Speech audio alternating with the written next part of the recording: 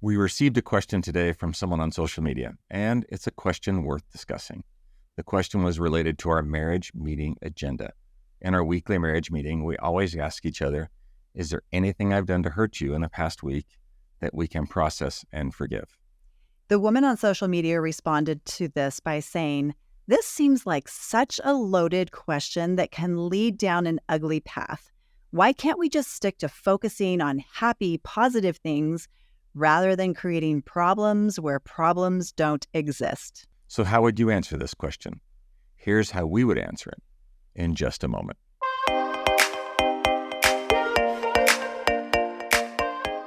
So where do unprocessed hurts go? If we have hurt our partner or our partner has hurt us, do those hurts conveniently just disappear? Yeah, I don't think so. Hmm. Yeah. If we change the subject to something happy or maybe something positive, does that change the reality of what really has happened? The answer to these questions is no, not usually. In most cases, those buried emotions just get pushed down for the moment. They generally get buried in the body, and then they end up just surfacing later. Yeah, that's not good. So imagine that you're adding even more events like the first one, compounding one incident and then another and then one more. This gradually poisons a person over time, and it robs them of their peace. It poisons their perspective of their partner and of their relationship. Grievance after grievance compounds, shifting the person's habit of mind so that even good memories are tainted by a negative sentiment. This is called negative sentiment override.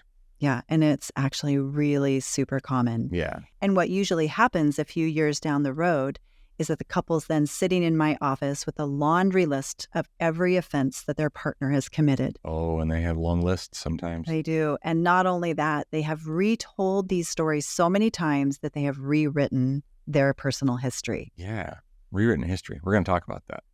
So one of the signs of a failing relationship is how a couple tells the story of their relationship.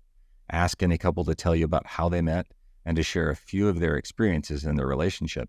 And within the first few seconds, you'll quickly notice whether that individual is in negative sentiment override or positive sentiment override, simply by how they retell and recount their history.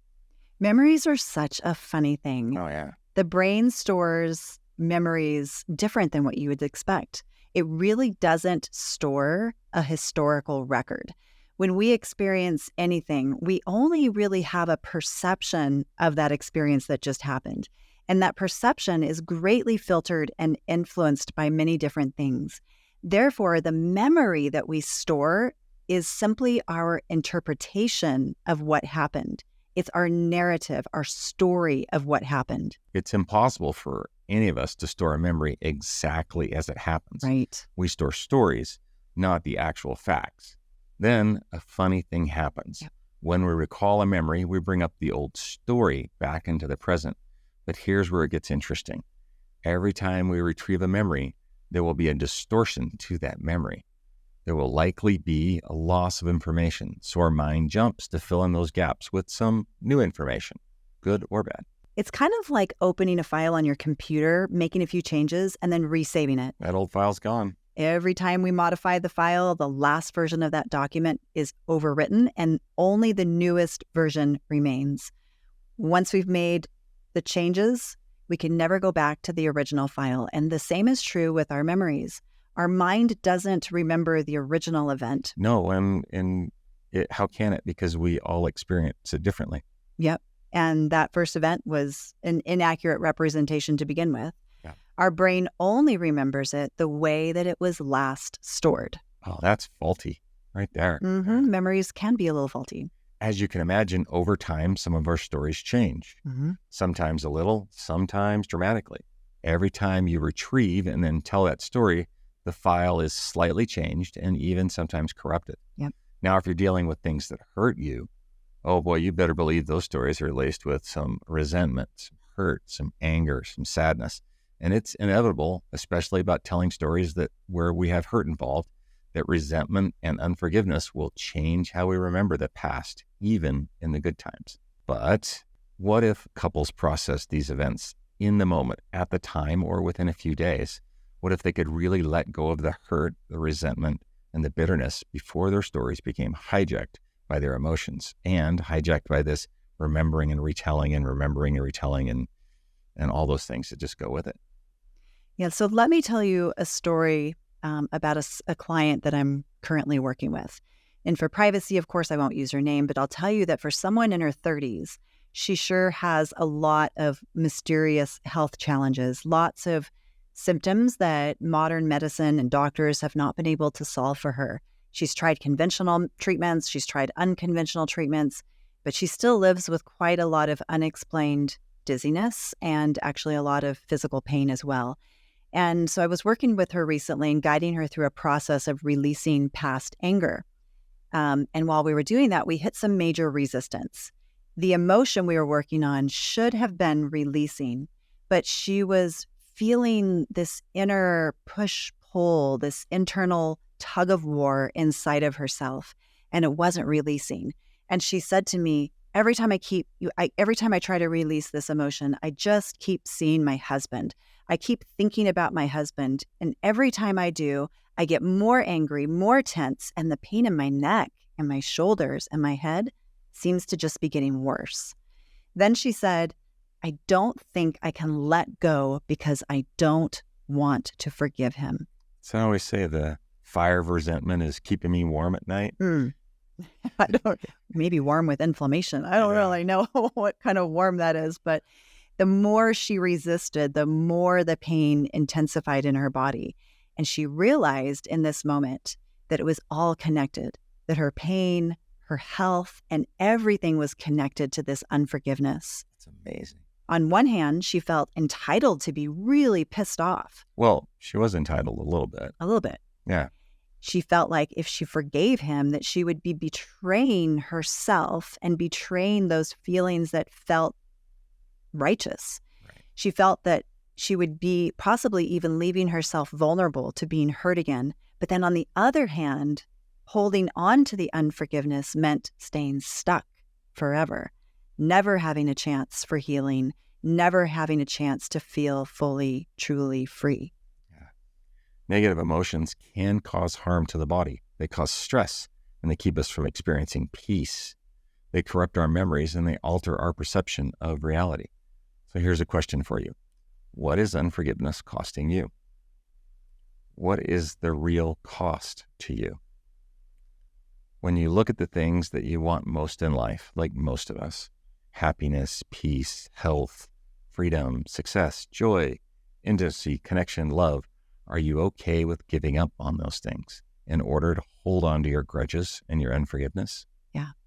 And for a lot of people, they may not realize it consciously, but that's exactly what they're doing. They're trading their joy And their health. to nurse their grudges. Yeah. And it's costing them everything. Absolutely everything. And the excuses run deep. And, I might have even said some of them before, but we'll hear, like, if I forgive you, I'll be hurt again. Mm-hmm. If I forgive, then I'll be taken down that road again. I'll be taken for a ride again. Yeah. If I forgive, I won't be able to maintain boundaries. That's a big one. And why should I be the one to forgive? Why shouldn't the other person forgiving in the situation? Yeah, that equality thing. Yeah. And I'm entitled to my feelings. I deserve to be pissed off, or righteous anger, right? If I forgive, it means that I'm accepting and condoning this thing that happened that's really been bothering me. Right. So these are lots of excuses. Yeah. But let me be clear, and I say this with total love and respect because I really would never want to minimize something that you've experienced in the past. And the truth is that holding on to grudges and refusing to forgive only hurts you. It doesn't hurt anyone else. It doesn't hurt the other person. Unforgiveness increases stress in the body. It increases stress hormones. And the moment these stress hormones come into play, you lose, period. It wrecks the gut, it weakens the immune system, and it probably even contributes possibly to heart disease. Yeah, well, elevated heart rate, elevated blood pressure, all those things are just part of it. Right. So, add more stress to your life and usually you'll just shorten your life. Yeah. Yeah. Yeah. Sadly, though, many people have misconceptions about forgiveness. Some people believe that their anger helps keep them, so that they can maintain boundaries in their lives. Like if I'm just, protecting myself. But the truth is that you can both forgive and set boundaries with those people who have wronged you. In fact, it's one of the very, very best ways to set boundaries. Also, holding on to negative feelings doesn't mean that you accept the behavior. No. A lot of times that's what people think. But the truth is that you can both forgive someone and not agree with the behavior. Absolutely. Holding onto the grudge does not cause your transgressor any discomfort whatsoever. It only hurts the person holding the grudge. The best way to describe forgiveness, in my opinion, is just to be able to finally feel neutral, at peace, where you no longer waste precious energy feeling bad. There's just no emotional charge and you simply feel free. Yeah, and you're not giving them your energy anymore. Right. Like that famous quote says, resentment is like taking poison and waiting for the other person to die. Yeah, that's a good one. Yeah, but we all can choose to forgive. Even the most unforgivable things can be forgiven. And being able to completely forgive is life-changing. One of Sharla's favorite quotes is from C.S. Lewis, and he says, if we insist on keeping hell, we shall not see heaven. If we accept heaven, we shall not be able to retain even the smallest, most intimate souvenirs from hell. So let me ask you this. What souvenirs from hell have you been keeping? So to go along with that quote, which I do love, I want to share another story of a woman who kept many souvenirs in her personal hell. So this was something that happened in a course that I took more than, I don't even know, maybe close to 15 years ago. It was one of my first NLP trainings. And my mentor and trainer at the time, he was teaching a process called Ho'oponopono. Robert's going to talk more about that in just a minute. And so we were gathered together learning this meditation. We were just about to begin, and he was explaining the process to us. And part of the process is you say, I forgive you, please forgive me too. And he was explaining how we bring this person to mind and the whole process of cutting the Aka connection with the person. And a woman was in the room. And what's interesting to note about this woman is that the day before, you never would have even noticed her in the room. I remember this. You told me this story, yeah. She came usually dressed in a dark hoodie. She sat in the back of the room. She didn't talk to anyone. She was somewhat invisible to the rest of the class. I have to say, I probably never noticed her, to be honest. Then she stood up and she asked our trainer this question. She said, what if I don't know exactly who it was that offended me? What if I don't really know who it is that I'm forgiving? And so this was kind of an odd question because usually you know who it is that wronged you. Usually you know the person who you're forgiving. So the instructor asked her a couple more questions, and we discovered that she'd actually been to a bar, she'd been drugged, and she'd been sexually violated. She was raped. It's terrible. It was an awful thing that happened to her, but because she was drugged, she didn't know who her offender was. And so there was a woman sitting next to her in the class, and this woman sitting next to her became very visibly upset at this story, which is understandable. It's a very upsetting, unsettling story. But she was more upset by the fact that as part of this process, we say, I forgive you, please forgive me too. And the woman sitting next to her by this time, she was standing up saying, why should she have to ask for this person's forgiveness?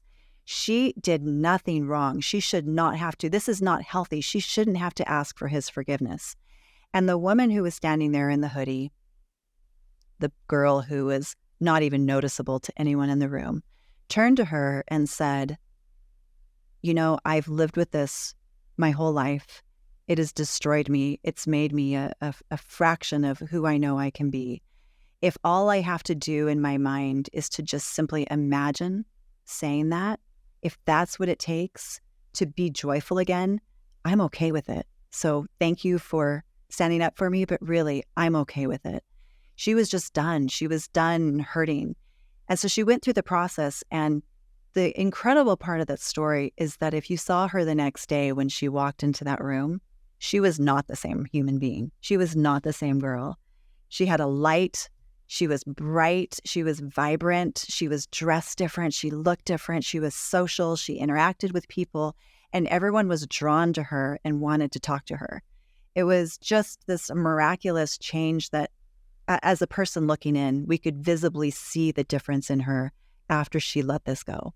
Yeah, I remember you telling me that story, and what a great sort of, it's not really even a metaphor, but what a great example of what holding on to anger and resentment and unforgiveness, what it can actually do to you. I mean, the process was, well, she had to forgive herself, right? But she also had to forgive this person who she didn't even know. I didn't even know what to say, but I remember when you told me that, that was absolutely crazy.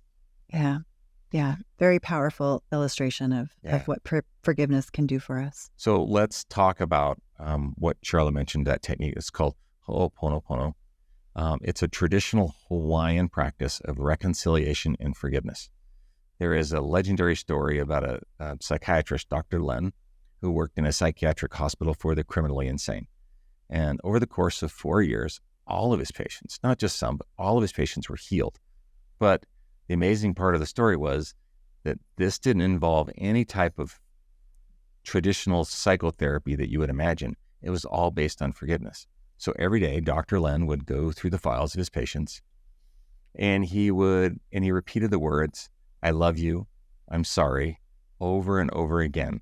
Within a few months, patients who were shackled were unshackled and able to walk freely, and other patients were weaned down off of their medications. And even some of the most hopeless cases were eventually released back into society. It's a very powerful story about forgiveness and just this technique.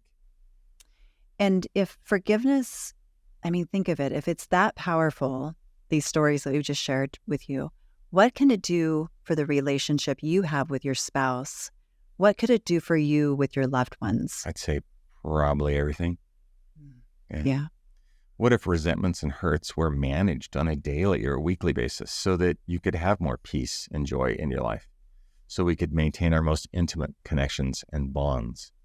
And that's so important. I just want to reiterate, like, doing this work on a regular basis, not letting these things build up for years and years. It changes things. If changes your relationship. Yeah, absolutely. And we already know, right? We if we could go on for another hour, we could tell you story after story just like these of redemption and of forgiveness and how it changes lives. Changes lives, changes relationships. It's crazy. Changes families. Yeah. Changes our health. Yeah, absolutely. And as I heard someone say once, forgiveness is to set a prisoner free, and then to discover that the prisoner was you. Yeah, that's powerful. For some people, forgiveness comes really easy, and they're quick to forgive, and I like to think of kids in this instance. They can get in a disagreement with each other and then hold hands and be friends. Yeah. For others, usually when they're more grown up, they sometimes need guidance and instructions. They need someone to help walk them through their personal prison corridors so that they can find a way out. Yeah. And so for those who need a little bit of extra help, absolutely, Robert and I decided to develop a self-guided little mini course to help you to be able to forgive. And it's a course that's available on our website. It's priced really super reasonably, so it's accessible for everyone. So if you're someone who feels like you need a little bit more help with forgiving or even forgiving yourself, go to masteryourmarriagepodcast.com/forgive. So it's masteryourmarriagepodcast.com/forgive. We'll drop this in the show notes as well. And just for reference, it's going to include 2 different guided meditation processes that we actually do with our live coaching clients. Mm-hmm. One of them is for forgiving others. The other is for forgiving yourself. It comes with a workbook. It comes with a journal. And you can find out more about all of that, the pricing and what it includes on the website. But here's what I'll tell you. Forgiveness is for you. It's a gift that you give yourself. As Martin Luther King said, darkness cannot drive out darkness. Only light can do that. Hate cannot drive out hate. Only love can do that. So as we wrap up this episode, we want to invite you to really look at how you can invite more forgiveness into your life and into your relationships, how you can let those hurts go, reconcile, process those regrettable incidents every week. Absolutely. And, I was thinking today, at the end of life, I don't think any of us are going to be sitting around wishing that we'd kept more grudges. No. I think we're going to be wishing that we'd forgave more. Yeah. Nobody wants that to be their legacy. Well, thank you for being here today. And please consider subscribing to the show if you haven't already. Just hit the follow button inside the player that you're currently listening on. The best way you can support us and support our mission is to subscribe and leave us a 5-star review. We really appreciate it when you do that. As always, be kind to each other. Take care of each other. Put each other first. It's the small and simple things we do consistently that build strong relationships. Until next time.